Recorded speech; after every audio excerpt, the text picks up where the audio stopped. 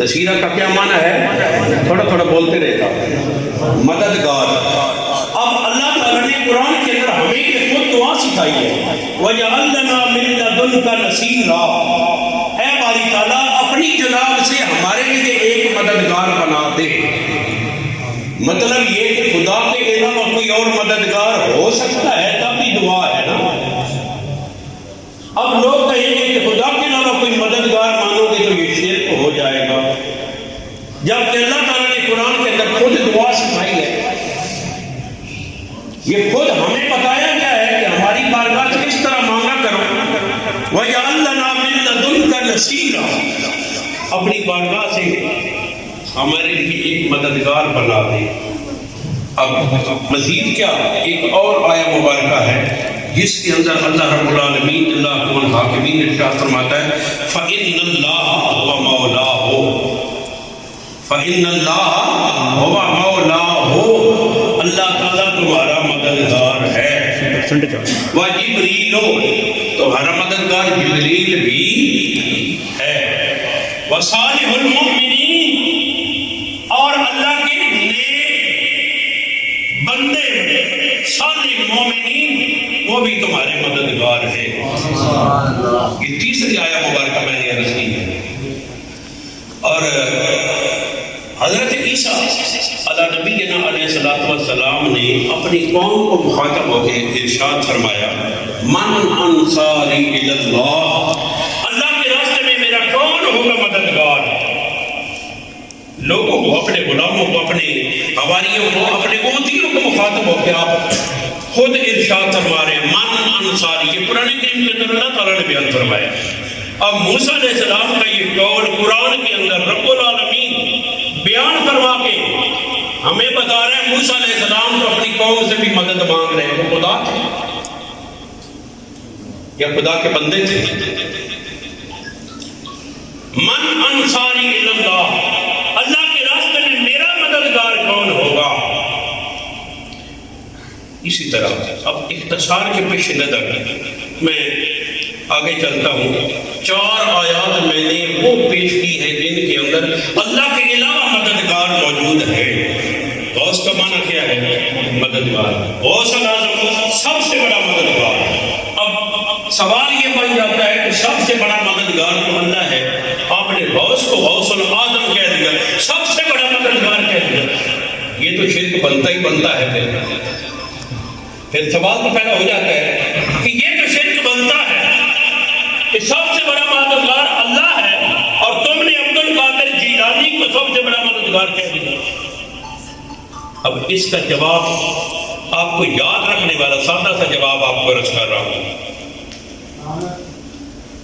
حضرت ابو بکر الصدیق کو کیا بولتے ہیں؟ سارے بولتے ہیں ان کو، اور سلام کو نہ ماننے والے بھی ان کو صدیق اکبر کہتے ہیں۔ کیا کہتے ہیں؟ صدیق اکبر کیا معنی ہے؟ سب سے بڑا سچا، سب سے بڑا سچا۔ سب سے بڑا سچا کون ہے؟ اللہ تعالیٰ۔ سب سے بڑا سچا کون ہے؟ من اصدق من اللہ حدیثا، اللہ سے بڑھ کر سچا کون ہو سکتا ہے؟ رب سے بڑا سچا تو کوئی نہیں ہے نا۔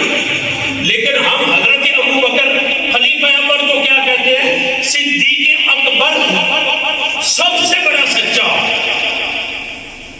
حضرات اگر جناب حضرت ابو بکر کو صدیق اکبر کہنے سے شرک نہیں ہوتا اور رب کی سچائی میں کوئی فرق نہیں پڑتا تو حضرت عبد القادر جیلانی کو غوث اعظم کہنے سے شرک کہاں سے آئے گا؟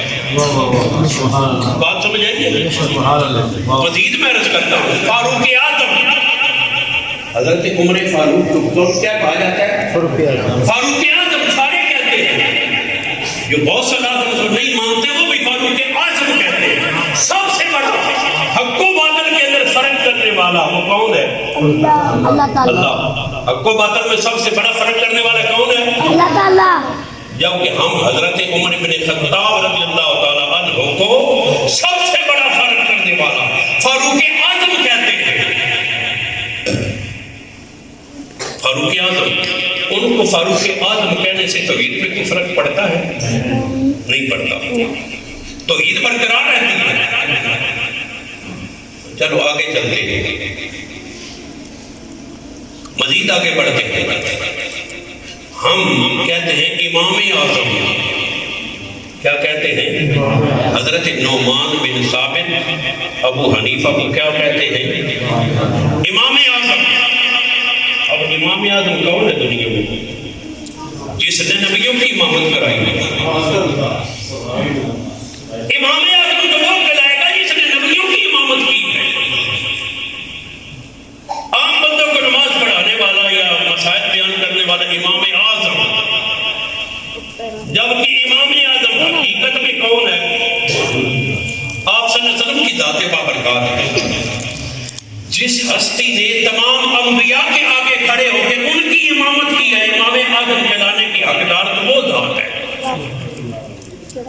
لیکن ہم حضرت نعمان بن ثابت ابو حنیفہ رحمۃ اللہ تعالیٰ علیہ رضی اللہ تعالیٰ عنہ آپ کو کہتے ہیں امام اعظم. صرف ہم نہیں کہتے, غوث اعظم کو نہ ماننے والے بھی ان کو امام اعظم کہتے ہیں. وہاں جا کر کوئی فرق نہیں پڑتا, حضور کی امامت میں کوئی فرق نہیں. اب وجہ کیا ہے؟ وجہ کیا ہے؟ جب ہم صدیق اکبر کہتے ہیں تو اس کا جواب وہی دیں گے.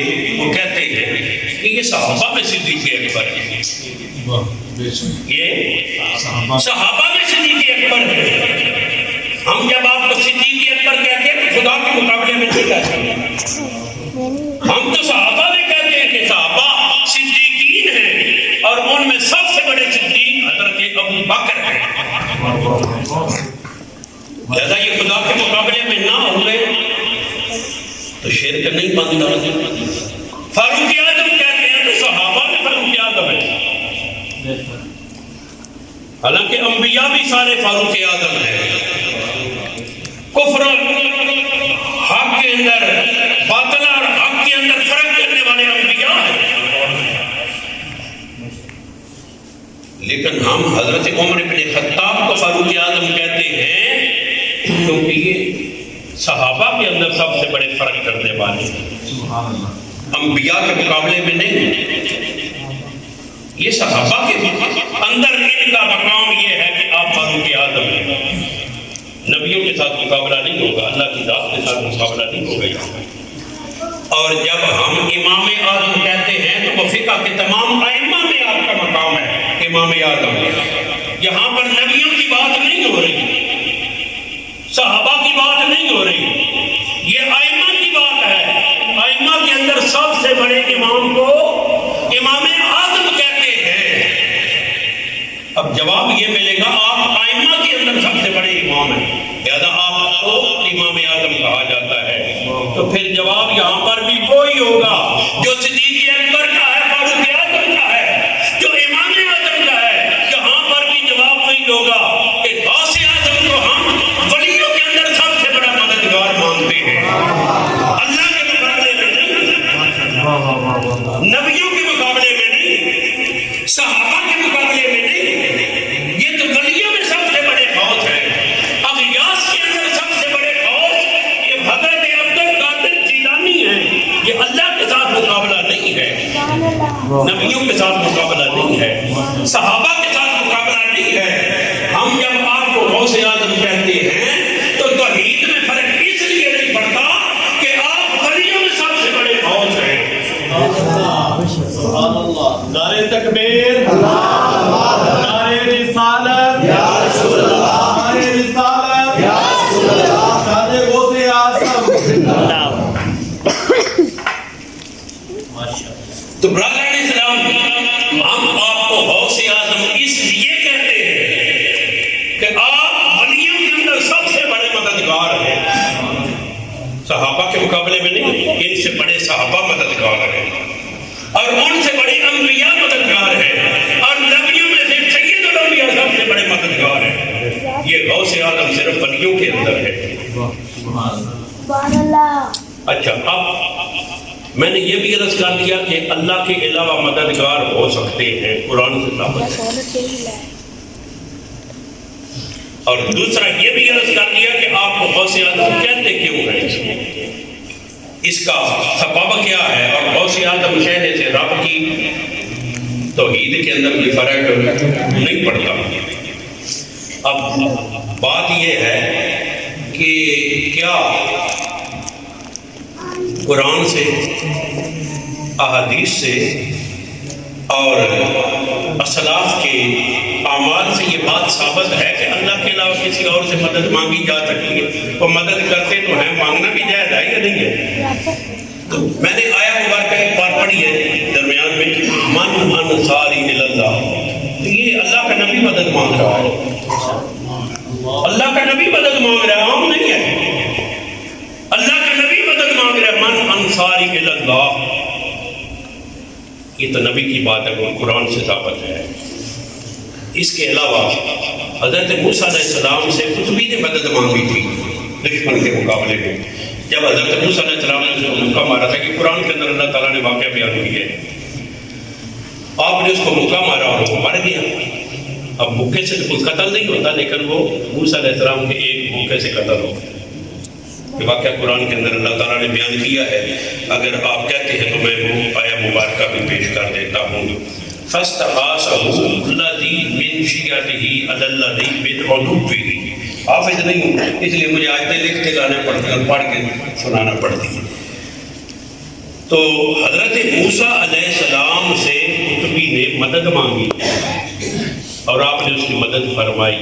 قرآن سے یہاں سے بھی تھا فَاسْتَغَاثَهُ، استغاثہ کیا ہوتا ہے؟ مدد مانگنا۔ غوث اسی سے نکلا ہے، غوث استغاثہ، استغاثہ کیا ہوتا ہے؟ مدد طلب کرنا۔ فَاسْتَغَاثَهُ، انہوں نے مدد مانگی۔ اب آپ جائیں نا تھانے میں، ایسے کیوں صاحب آپ کا پرچہ نہ کاٹ رہے ہو، ایسا یار نہ ہو رہی ہو، تو آپ کیا کرتے ہیں؟ عدالت میں استغاثہ دائر کرتے ہیں کہ میری سنوائی نہیں ہو رہی تھانے میں، لہذا جج صاحب یہ آرڈر کریں ایسے لوگوں کو تاکہ وہ میرا پرچہ کاٹ لے، ایف آئی آر درج ہو جائے۔ وہ جو عدالت سے مدد طلب کی جاتی ہے نا پرچہ کٹوانے کی، اس کو کیا بولتے ہیں؟ استغاثہ۔ وہ استغاثہ ہوتا ہے مدد مانگنا۔ اور بھائی عدالت سے مدد مانگی جا سکتی ہے، مسجد کے لیے چندہ مانگا جا سکتا ہے، مدرسے کے لیے چندہ مانگا جا سکتا ہے، لوگوں سے مدد لی جا سکتی ہے، تو کہ اللہ کے ولیوں سے مدد مانگنا پھر شرک ہوگا؟ اب وہ استغاثہ دائر کیا جاتا ہے، استغاثہ دائر کیا جاتا ہے، پھر جج آپ کے بیانات لیتا ہے، حالات و واقعات دیکھتا ہے، اس کے بعد وہ ایس ایچ او صاحب کو جو تھانے کا انچارج ہوتا ہے اس کو وہ حکم جاری کرتا ہے کہ ان کا پرچہ کاٹا جائے، وہ استغاثہ ہوتا ہے۔ یہاں پر بھی وہی الفاظ قرآن کریم کے اندر آئے ہیں، فَاسْتَغَاثَهُ الَّذِي مِنْ شِيَعَتِهِ عَلَى الَّذِي مِنْ عَدُوِّهِ، اس نے اپنے دشمن کے خلاف حضرت موسیٰ علیہ السلام سے مدد طلب کی، مدد طلب کی۔ اب یہ قرآن میں اللہ تعالیٰ نے بیان فرما دیا ہے کہ امتی نبی سے مدد مانگ رہا ہے۔ پہلے میں نے عرض کیا کہ نبی امتیوں سے مدد مانگ رہا ہے، اور یہاں پر ہے امتی نبی سے مدد مانگ رہا ہے۔ اب بے شمار احادیث ایسی ہیں، مثال کے طور پر حضرت قتادہ والی حدیث ہے، جب ان کی آنکھ میں میدان بدر کے اندر تیر لگا تو آنکھ کا ڈھیلا باہر آ گیا، آپ نے ہتھیلی پہ رکھا، بارگاہ رسالت میں حاضر ہوئے، عرض کی یا رسول اللہ میری آنکھ نکل رہی ہے، اس کو درست فرمائیے۔ یہ مدد مانگنا تھا، یہ مدد ہی مانگنا تھا نا، اور کیا تھا؟ تو حضور نے مدد فرمائی کہ یہ فرمایا کہ میں آنکھیں ٹھیک تو نہیں نہ کرتا، نہ میں ڈاکٹر نہ حکیم، یہ تم علاج کروانے آ گئے، میں تو مسئلے بتانے آیا ہوں، دین سکھانے آیا ہوں، یہ نہیں فرمایا۔ آپ نے لعاب لگایا، حضرت قتادہ کی آنکھ کا ڈھیلا اندر رکھا اور وہ پہلی آنکھ سے زیادہ روشن تھی، حضور نے مدد فرمائی۔ اختصار کے ساتھ آگے چلتا ہے، حضرت قتادہ کے علاوہ بے شمار ایسے واقعات پائے جاتے ہیں کتب حدیث کے اندر، جن میں تمام صحابہ کرام جب بھی کوئی پریشانی بنتی تو حضور کی بارگاہ، مثلا حضرت سلمان انصاری وہ روزہ توڑ بیٹھے، حضور کی بارگاہ میں آ گئے، یا رسول اللہ روزہ توڑ بیٹھا ہوں، اب اللہ کی بارگاہ سے مجھے معافی دے کر دیجیے۔ یہ مدد مانگنا تھا یا نہیں تھا؟ حضور سے مدد مانگی جا رہی ہے نا. حضور خدا تو نہیں ہے, خدا کے بندے ہیں. آپ تو ہوا رسول ہو, اللہ کے بندے اور اس کے رسول ہیں, تو غیر خدا سے مدد تو مانگی جا رہی ہے. یا رسول اللہ میں روزہ توڑ بیٹھا ہوں, مجھے رب کی بارگاہ سے معافی لے کر دیجیے. آپ نے کہا تو میں کفارہ ادا کروں. رسول اللہ کفارہ تو نہیں دے سکتا. یہ بڑی لمبی حدیث ہے, میں اپنا مطلب لینے کے لیے مختصر کر رہا ہوں. آخر میں آپ صلی اللہ علیہ وسلم نے جو تحفے پہ کھجوریں آئی تھیں جناب سلمان انصاری کو آپ نے عطا فرمائی, اور سلمان انصاری کو کھجوریں دینے کے بعد ارشاد فرمایا جا کے مدینہ کے غریبوں میں تقسیم کر دو. یا رسول اللہ سب سے بڑا غریب تو میں خود ہوں, مجھ سے بڑا غریب کون ہے؟ ارشاد فرمایا جا خود کھا, اپنے بچوں کو کھلا, تمہارا یہ کفارہ ہے. حضرت نے فرمایا, کیا فرمایا؟ عظیم البرکت امام اہل سنت فرماتے ہیں میرے کریم سے گھر قطرہ کسی نے مانگا, دریا بہا دیے ہیں, دربے بہا دیے ہیں. حضور کی بارگاہ سے گناہ کی معافی لینے آئے تھے, حضور نے کھجوریں بھی عطا فرمائی ہیں, گناہ کی معافی بھی عطا فرمائی ہے. حضرات گرامی قدر, صحابہ کو جب بھی کوئی تکلیف ہوتی, کوئی پریشانی ہوتی, کوئی مسئلہ درپیش ہوتا تو حضور کی بارگاہ میں آیا کرتے تھے. یہ صحابہ کا معمول ہے. اچھا, اب رہ کی بات, پھر سوال پیدا ہو جاتا ہے جی یہ بتائیں جو قبر میں چلا جائے اس سے بھی مدد مانگی جا سکتی ہے اور وہ بھی مدد کر سکتا ہے؟ یہ تو ہے سامنے موجود دنیا میں. تو جو قبر میں چلا جائے, آپ بھی آج بھی آپ یا حوصلہ دستگیر یا علی مدد کہہ رہے ہوتے ہیں, وہ تو قبور کے اندر پہنچ چکے ہیں. کیا اہل قبور سے بھی مدد نہیں جا سکتی ہے؟ امام الانبیاء صلی اللہ علیہ وسلم کے وصال کے 3 دن بعد ایک عربی مدینہ طیبہ میں آیا. عربی کس کو کہتے ہیں؟ جاتی بندے. اس کو بھی خبر نہیں ہے کہ آپ وصال فرما گئے ہیں, آپ کا پردہ ہو گیا ہے. تو تلاش کر رہے ہیں, بندے بندے سے پوچھ رہے ہیں, کوئی اس کو بتانے کے لیے تیار نہیں, کسی کی ہمت نہیں پڑتی کہ وہ یہ کہے کہ حضور دنیا سے پردہ کر رہے ہیں. تو چلتے چلتے حضرت مولا علی مشکل کشا شیر خدا رضی اللہ تعالیٰ عنہ کے پاس پہنچ گیا. آپ نے بتایا کہ ان کا وصال ہو گیا. رونے ارشاد فرمایا رونے کی ضرورت نہیں ہے, ابھی میں آپ کو لے چلتا ہوں. جو پریشانی لے کر آئے ہو, جو مسئلہ لے کر آئے ہو, جو تمہیں پرابلم ہے, حضور کی بارگاہ میں عرض کرو. 3 دن ہو گیا وصال کو, اب بھی جا کر امام الانبیاء کی بارگاہ میں عرض کر سکتے ہو. چلو میرے ساتھ. حضور کی قبر انور کے اوپر وہ آپ کو ساتھ لے کر آیا. وہ قبر کے اوپر گر گیا, لیٹ گیا, رونے لگا, روتا ہے اور ساتھ عرض کرتا ہے یا رسول اللہ صلی اللہ علیہ وسلم میں بڑا گناہگار ہوں, بڑا سیاہکار ہوں, بڑا بدکار ہوں, آپ کی بارگاہ میں حاضر ہوا ہوں. اللہ نے آپ کو قرآن عطا کیا, آپ نے ہمیں عطا کیا, اور اس میں رب نے ہمیں یہ بتایا ہے وَلَوْ أَنَّهُمْ إِذْ ظَلَمُوا أَنفُسَهُمْ جَاءُوكَ. یا رسول اللہ اگر یہ تمہارے غلام گناہ کر بیٹھے, اپنی جانوں پہ ظلم کر دیں, تمہاری بارگاہ میں آ جائیں اللہ کے اس فرمان کے مطابق, یا رسول اللہ میں آپ کی بارگاہ میں حاضر ہوں, میری دستگیری فرمائیے. تو قبر انور سے آواز آئی فقط نودی من القبر غفر لک, قبر سے آواز آئی تیرے گناہ بخش دیے. اب یہ قبر دنیا سے پردہ فرمانے کے بعد قبر والے سے بات ہو رہی ہے, اور قبر والا مدد فرما رہا ہے. اب وہ تو تازی بات تھی. 4 صدیاں 4.5 صدیاں بیت گئی. حضرت امام شرف الدین بصیری آپ بیمار ہو گئے, فالج کی مرض میں مبتلا ہے, موت القریب ہو چکے ہیں, اور حضور کی بارگاہ میں التجا کرتے ہیں یا اکرم الخلق مالی من علوذ بہ سواک عند حلول الحادث الامامی. یا رسول اللہ میں بڑا سخت پریشان حال ہوں, تو تمہارے سوا میرا اور کوئی ہے بھی نہیں, میرا مددگار آپ کے سوا ہے بھی کوئی نہیں. یا رسول اللہ. اچھا آپ حضرت شرف الدین بصیری کے ان جملوں کو دیکھیں نا, ان الفاظ کی طرف توجہ کریں. سوا کا عند حلول الحادث الامامی, اس تکلیف کے اندر میرا مددگار تمہارے سوا ہے. اب کوئی کہے شرف الدین کو نہیں پتا تھا کہ اللہ ہے اور وہ بھی مددگار ہے, وہ کیوں کہہ رہے ہیں تمہارے سوا میرا مددگار ہے ہی کوئی نہیں, اور رب موجود ہے, تو وہ حضور کو عرض کر رہے ہیں یا رسول اللہ آپ کے سوا میرا مددگار ہے ہی کوئی. یہ مان ہے نا، یہ حضور کی ذات کے ساتھ ایک محبت کا رشتہ ہے نا. بندہ کہتا ہے کہ تمہارے سوا میرا کون ہے، یہ تعلق اور محبت کا اظہار ہو رہا ہے. تو امام الانبیاء نے 4.5 صدیاں بعد شرف الدین بوصیری کے اس التجا کو، استغاثے کو سنا، کرم فرمایا، تشریف لائے، خواب کے اندر دیدار کروایا، جس میں شرف الدین کے اوپر اپنا دست مبارک پھیرا، شفا عطا فرمائی، اور پھر قصیدہ بھی سنا. قصیدے پر بطور انعام اپنی چادر بھی عطا فرمائی، اور اس چادر کی وجہ سے قصیدے کا نام بھی قصیدہ بردہ شریف پڑ گیا. اب حضرت گرامی قدر 4.5 صدیوں بعد بھی قبر والے سے شرف الدین بوصیری مدد بھی مانگ رہے ہیں، وہ مدد کر بھی رہے ہیں. اور نشر الدین کے اندر اشرف علی تھانوی نے لکھا ہے، دیوبندیوں کے بہت بڑے ہیں نا، یہ حکیم محمد ہے، وہ لکھ رہے ہیں نشر الدین کے. ہمارے علماء نے بھی لکھا ہے، لیکن میں حوالہ ان کے گھر سے دے رہا ہوں.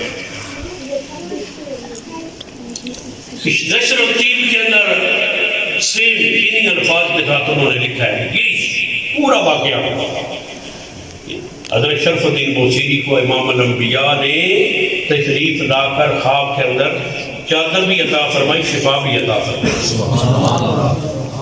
اب یہ بھی بات بڑی طویل ہے، اگر تفصیل کے ساتھ بیان کی جائے تو کافی وقت درکار ہے، لیکن میں اختصار کے ساتھ آگے چل رہا ہوں. اب قبر میں جانے کے بعد مدد مانگنے والے بندیوں میں سے اور بھی لوگ بے شمار ہیں. دارالعلوم دیوبند کے بانی کا نام ہے محمد قاسم نانوتوی. محمد قاسم، محمد نام کے اوپر غور کرنا، محمد قاسم واللہ موتی انما انا قاسم. اللہ مجھے عطا کرتا ہے، تقسیم میں کرتا ہوں. محمد قاسم، یہ دارالعلوم دیوبند کے بانی کا نام ہے محمد قاسم نانوتوی. وہ حضور کی بارگاہ میں عرض کرتے تھے، کرم کر، یہ ان کا شعر ہے، کرم کر اے کرم احمدی کے تیرے سوا، کرم کر اے کرم احمدی کے تیرے سوا، نہیں ہے قاسم بے کس کا کوئی چارہ کار. یا رسول اللہ آپ کے سوا تو میرے مددگار اور کوئی ہے ہی نہیں. اب لوگ کہتے ہیں خدا کے علاوہ مددگار کوئی نہیں، یہ کہتے ہیں رسول کے سوا مددگار. کرم کر اے کرم احمدی کے تیرے سوا. میں اس جملے کا مکمل ذمہ دار ہوں، مکمل ذمہ دار ہوں پوری زندگی. قاسم نانوتوی کے یہ جملے اور ان کا لکھا ہوا کلام ہے. کرم کر اے کرم احمدی کے تیرے سوا، نہیں ہے قاسم بے کس کا کوئی چارہ کار. اور قاسم نانوتوی کے پیر و مرشد استاد رشید گنگوئی، بہت بڑا شیخ الحدیث ہے دیوبند وقفہ فکر کا. انور شاہ کشمیری شارح حدیث ہے، شارح بخاری. اور اس کے علاوہ اشرف علی تھانوی کے بھی استاد اور پیر و مرشد ہے، حاجی امداد اللہ مہاجر مکی.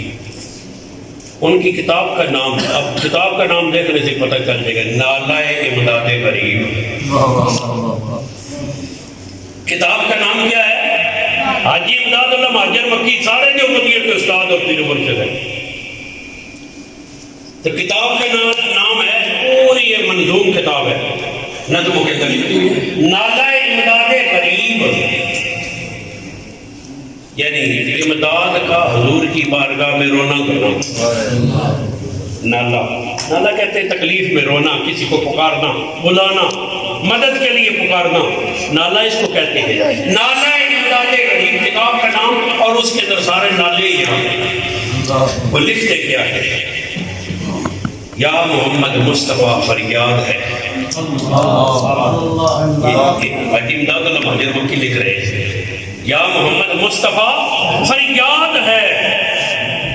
اور آگے کیا لکھتے ہیں؟ اے حبیب کبریا فریاد ہے.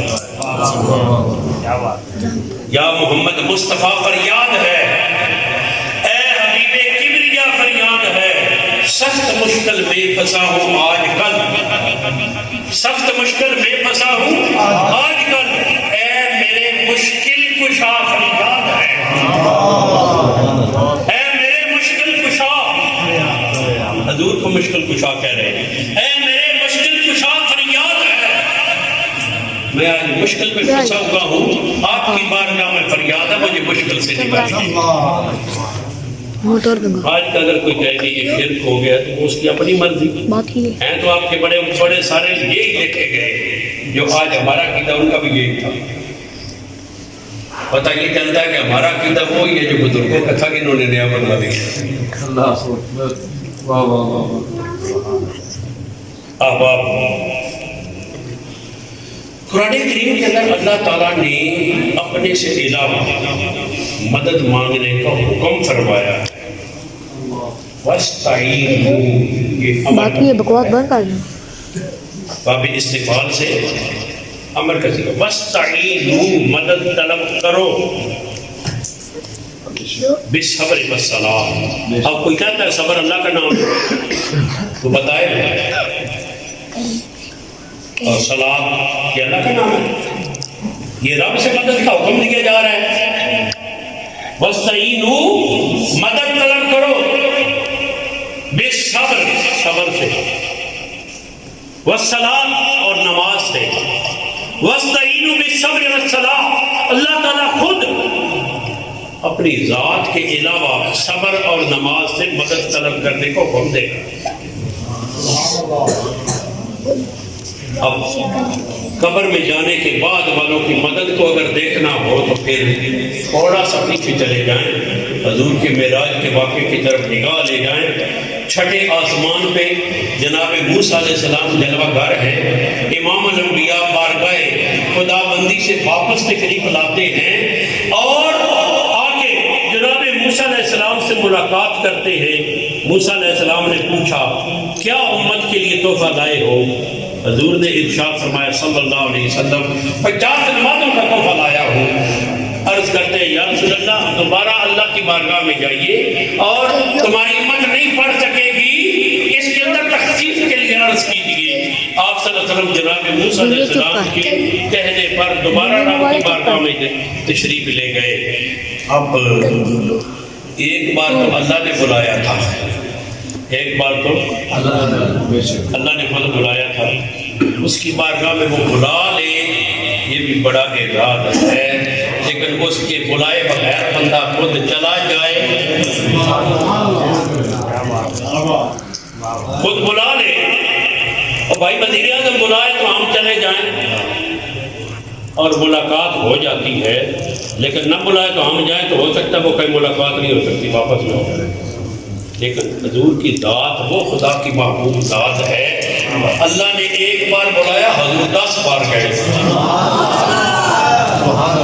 دوسری بار موسیٰ علیہ السلام کی ڈیمانڈ پر اپنی مرضی سے تشریف لے گئے، تیسری بار، چوتھی بار، پانچویں بار، 9 بار حضور تشریف لے کے بعد 5 نمازیں معاف ہوتی نہیں۔ ہم موسیٰ علیہ السلام صدیوں پہلے دنیا سے پردہ فرما گئے، لیکن معراج کی رات غلامان مصطفیٰ کی مدد فرما رہے ہیں، غلامان مصطفیٰ کی مدد فرما رہے ہیں نا۔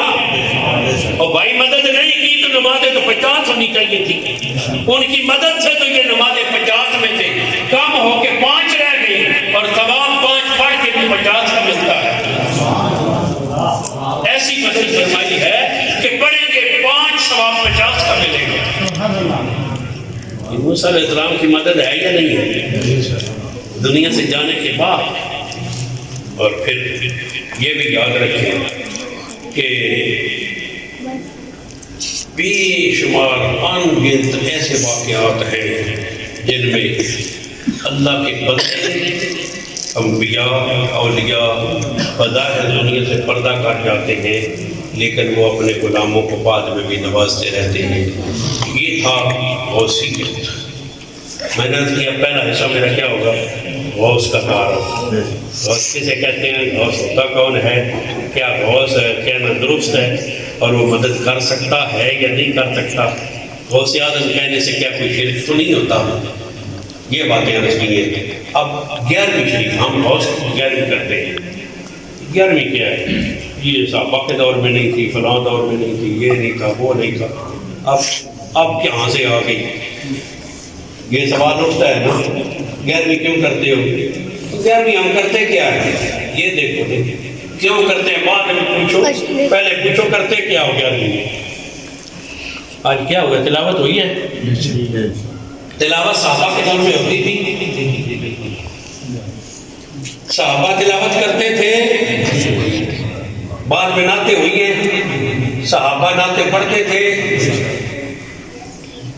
صحابہ نعتیں پڑھتے تھے، اور اس کے بعد یہ بیان ہو رہا ہے انبیاء اور صحابہ بیان کیا کرتے تھے، دین بتایا کرتے تھے، اور اس کے بعد ایصال ثواب کرتے صحابہ کیا کرتے تھے، اس کے بعد دعا کی جاتی ہے آخر میں، اور بھائی دعا لنگر سامنے رکھ کے بھی ہو جاتی ہے، ویسے بھی ہو جاتی ہے، تو یہ دعا کرتے آخر میں صحابہ دعائیں فرمایا کرتے تھے۔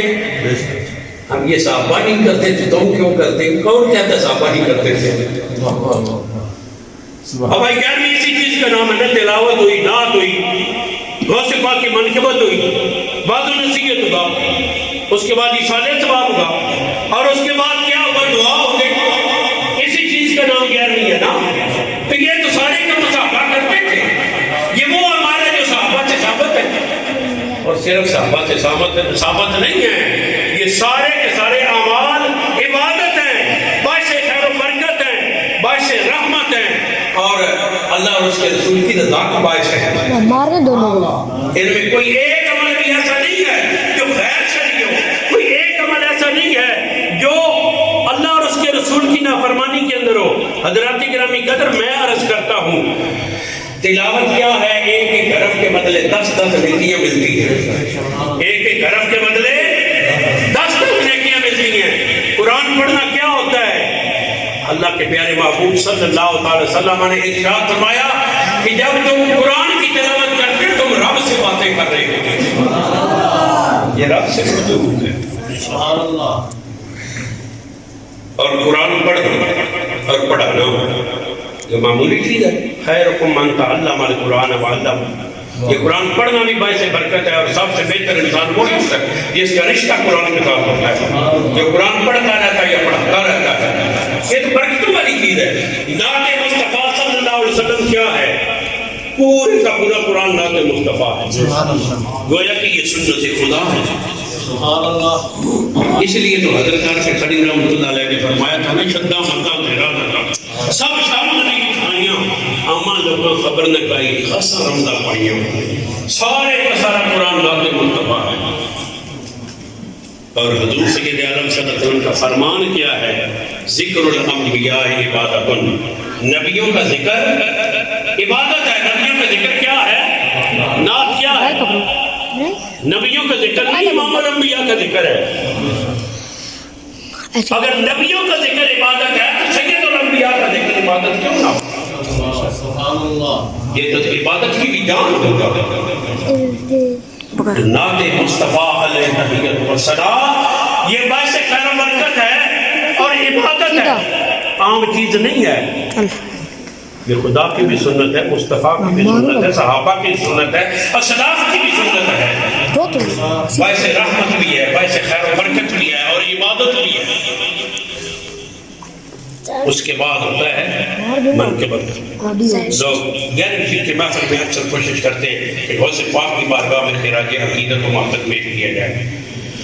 حضور امام الانبیاء صلی اللہ علیہ وسلم نے ارشاد فرمایا، حدیث کی روشنی میں عرض کر رہا ہوں، ذکر الاولیاء کفارۃ الذنوب،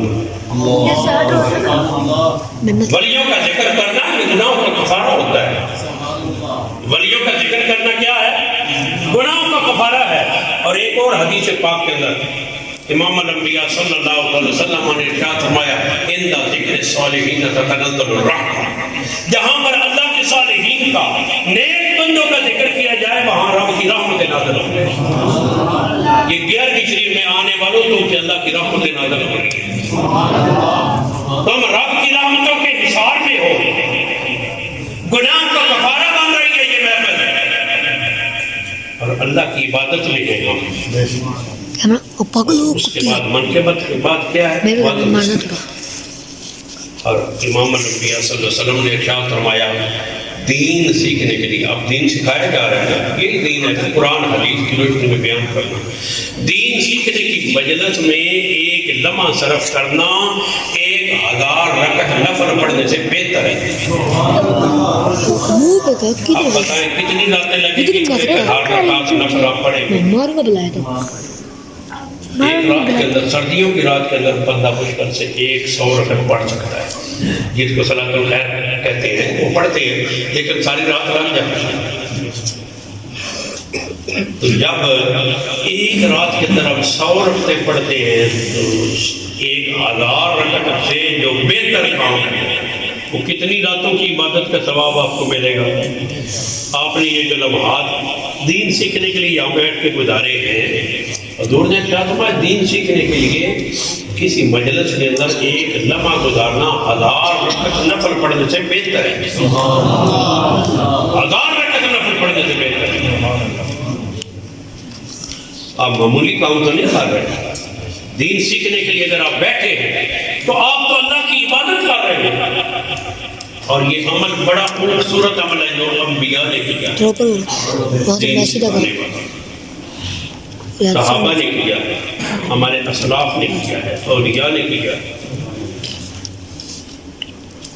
اس کے بعد کیا ہوتا ہے کہ ابھی میں بیان ختم کروں گا تو فاتحہ شریف پڑھا جائے گا یا کلام الہی پڑھی جائے گی، اور اس کو کیا کریں گے تبرک ہو سکتا ہے سامنے رکھ دیا جائے، تبرک سامنے رکھ کے اس پر قرآن کی تلاوت کر کے ایصال ثواب کیا جائے.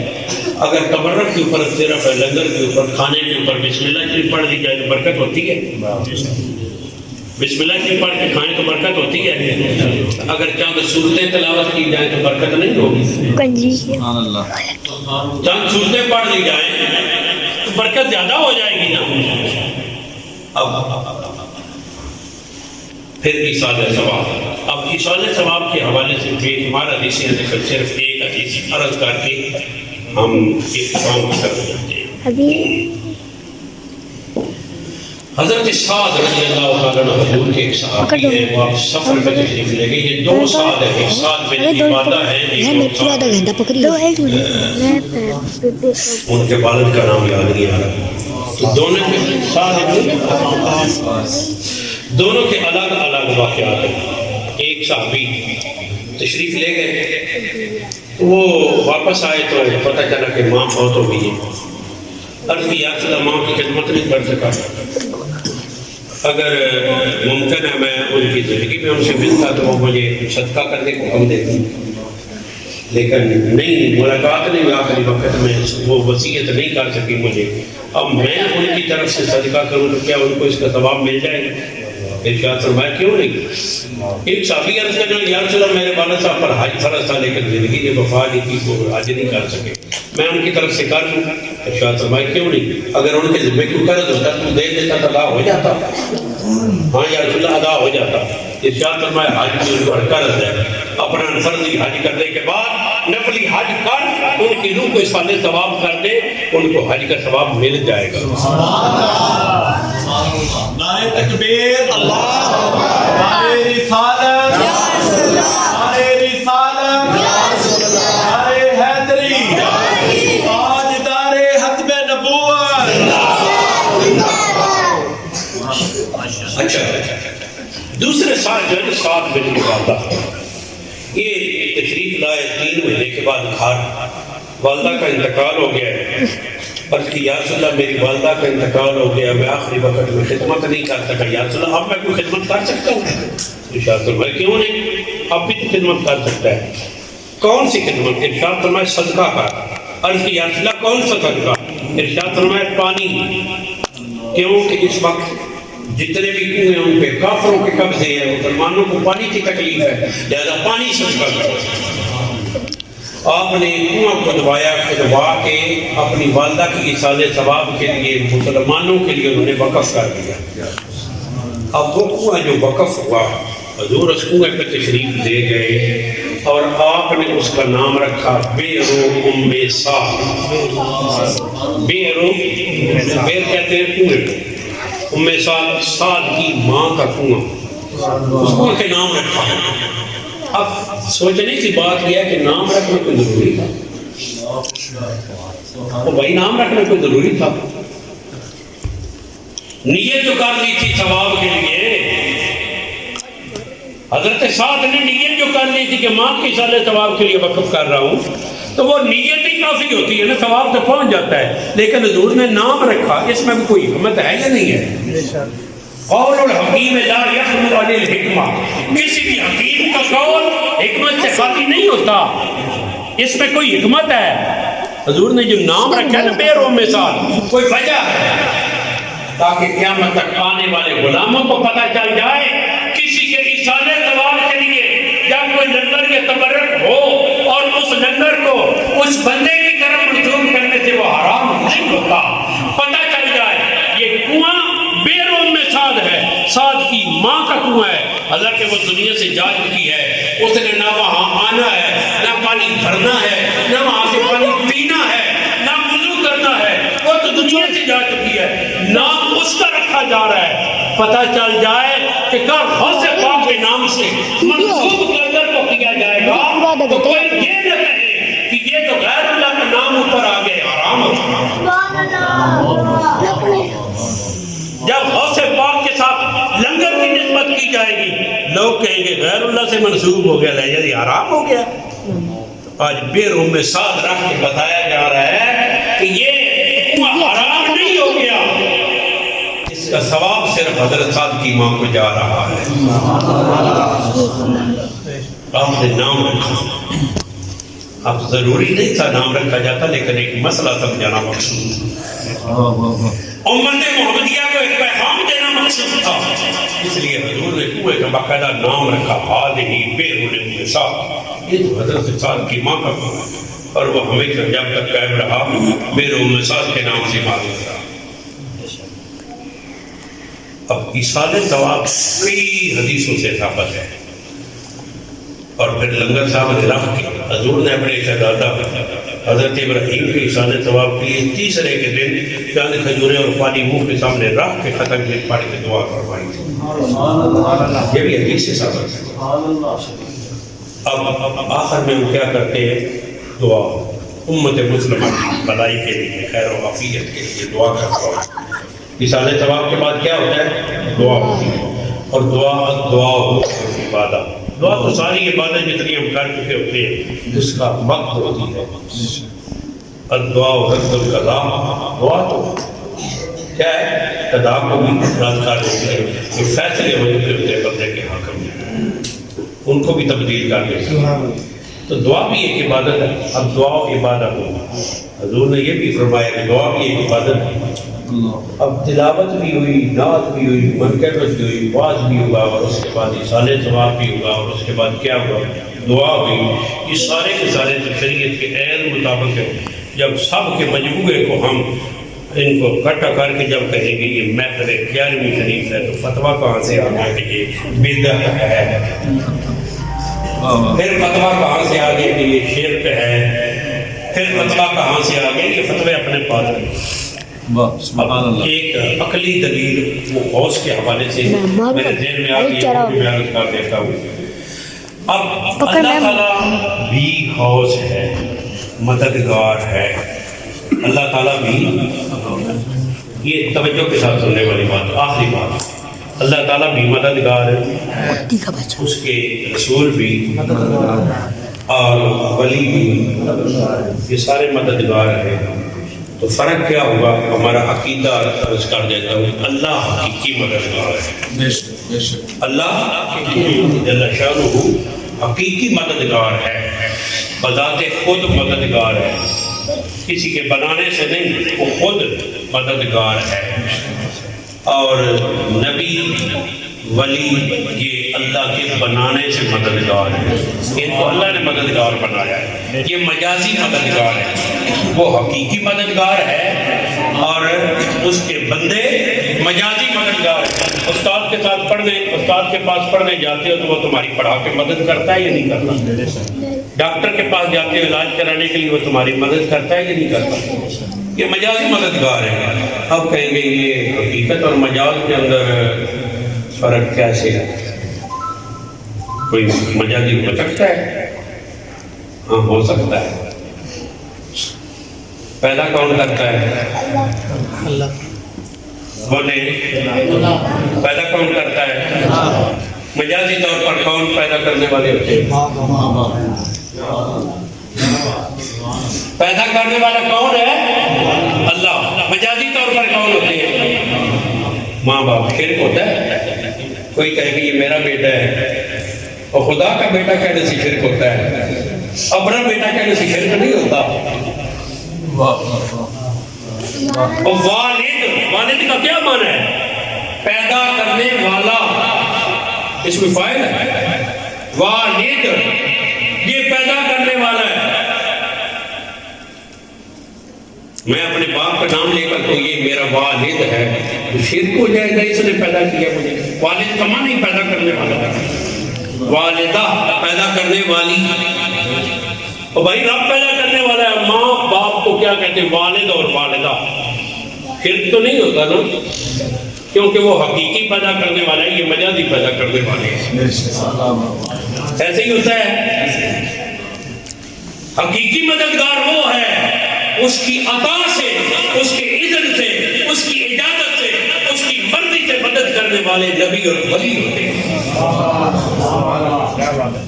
حقیقی پیدا کرنے والا اللہ ہے، مجازی پیدا کرنے والے ماں باپ ہے. مارنے والا کون ہے؟ اللہ. اللہ کے سوا کوئی مار سکتا ہے؟ جنوب بچن میں کبھی بعد آئے گا. مارنے والا کون ہے؟ اللہ. جب کوئی کسی کو قتل کر دیتے ہیں تو کیا ہوتا ہے؟ پرچہ بھی ہوتا ہے، مار دو کن گئے. مقدمہ بھی چلتا ہے. قتل کرنے والے مارنے والے کو سزا ہوتی ہے. وہ سزا ہوتی ہے. تو اس پر یہ ایکشن کیوں لیا جاتا ہے؟ مارنے والا تو خدا ہے. خدا نہیں چاہتا تو یہ نہ مار. اگر اس کو سزا ہے تو پھر یہ ماننا پڑے گا کہ ایک حقیقی مارنے والا ہے، ایک مجازی مارنے والا ہے.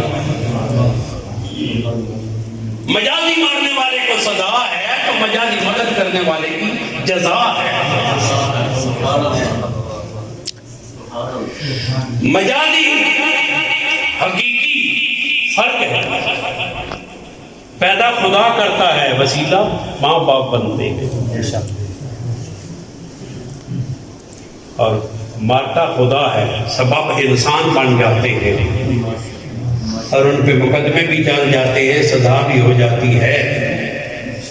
ہم کہتے ہیں بس اللہ کو منظور ایسے ہی تھا، لیکن مقدمہ پھر بھی چلاتے، معاف نہیں کرتے. ہم معاف نہیں کرتے، کہتے بھی اللہ کی رضا ایسے ہی تھی، بس اس کی اتنی لکھی ہوئی تھی، اس نے آج فلاں جگہ پہ مرنا ہی تھا، اس کی موت آئی ہوئی تھی تب یہ ادھر گیا تھا. لیکن مقدمہ بھی چلاتے ہیں، سزا بھی دلواتے ہیں، سب کچھ ہوتا ہے، کیونکہ یہ مجازی ہے. حقیقت میں مارنے والا خدا ہے، مجازی طور پر مارنے والے یہ ہیں. تو برادران اسلام، جس طرح یہ حقیقت اور مجاز ہے، اسی طرح عقیدہ یہ ہے حقیقی مدد اللہ کی ہوتی ہے، مجازی طور پر ولی مدد کرتا ہے. حقیقی مدد خدا کی ہوتی ہے، مجازی طور پر مدد کا سبب غوث اعظم کی ذات ہوتی ہے. اب ان سے مدد مانگی کیسے جاتی ہے، کیوں مانگی جاتی ہے؟ اگر میں دیگیں پکوا کے حافظ الطاف صاحب کو دے دوں، تقسیم کرو، آپ اندر بیٹھ جاؤں، تو پھر کیا ہو گیا؟ کوئی بتا میرے پاس برتن لے کر آ جائے تو میں کیا کہوں گا؟ بھائی میرے پاس نہیں، ادھر جاؤں. وہ ساتھ والے مکان میں حافظ الطاف صاحب تقسیم کریں، ادھر جاؤں. میں نہیں دوں گا، کیونکہ میں نے ان کو دے دیا، اب تقسیم انہوں نے کرنا ہے. کوئی مجھ سے مانگے گا تو اس کے نہیں ملے گا. یہ مثال دے رہا ہوں، ورنہ اللہ تعالیٰ کی ذات ان مثالوں سے پاک ہے. مانگنے والے ان کے پاس آئیں گے تو ان کو ملے گا نا. مانگنے والے ان کے پاس آئیں گے تو ان کو ملے گا نا. یہ تو نہیں کہوں گا کہ آپ نے ان سے کیوں مانگا ہے، جب پکوایا میں نے ہے تو آپ ان سے کیوں مانگتے ہیں. سارا کچھ خدا کا ہے.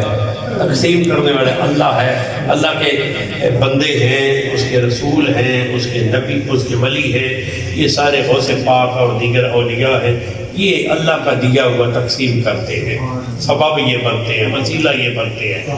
حقیقت میں وہ مدد بھی جو غوث کرتے ہیں اللہ کی ہوتی ہے، جو نبی مدد کرتے ہیں وہ بھی اللہ کی ہوتی ہے، وہ حقیقی ہے، یہ مجازی ہے۔ تو اللہ تعالیٰ ہمیں حقیقی معنوں میں عقیدہ حق اہل سنت و جماعت کو سمجھنے کی اور اس پر ہمیشہ ثابت قدم رہنے کی توفیق عطا فرمائے۔ یہ کبھی بھی نہ سوچا کرو کہ نبی یا ولی اللہ کی مرضی کے بغیر مدد کر سکتے ہیں، نہیں کر سکتے، کرتے ہیں تو اللہ کی مرضی سے کرتے ہیں، اللہ کی عطا سے کرتے ہیں، اس کی اذن اور اجازت سے کرتے ہیں۔ یہ ہمارا عقیدہ ہے اور اس میں کوئی شرک والی بات نہیں ہے۔ واخر دعوانا